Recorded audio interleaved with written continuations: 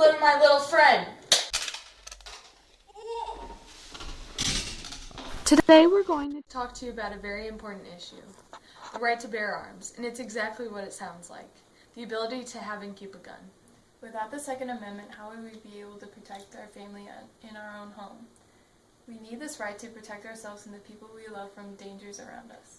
Well, let's take a look at some of the rights we as Americans have within the Second Amendment.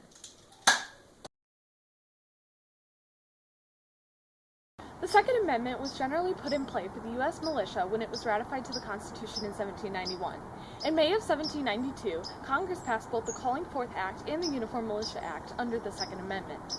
The Calling Forth Act clarified the circumstances for when the President could call the state militia.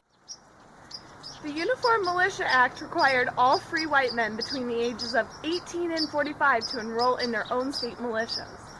Although it was passed in 1792, it is still present today.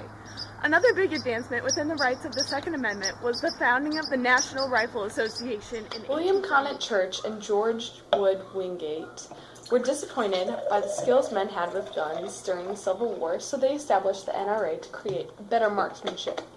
All the NRA did in the first 20 years or so were things like sponsoring different shooting competitions, organizing gun safety courses, and building rifle ranges. But in 1873, there was a major killing in Colfax, Louisiana.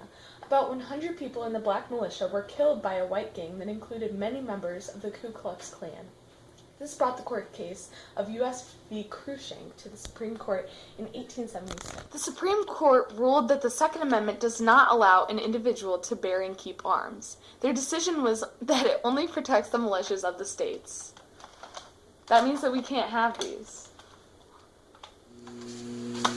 More recently, in 1903, Congress passed the Militia Act to replace the previous one in 1792. This act increased federal funding to the state militia and required the militias to meet certain standards for training and equipment. It's so important because it was one step closer to the forming of our country's National Guard.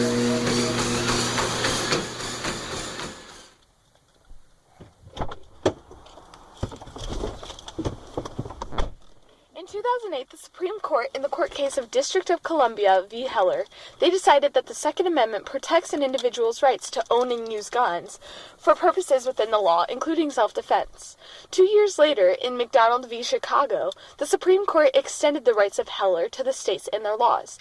This is where we stand now with the right to bear arms. Ah!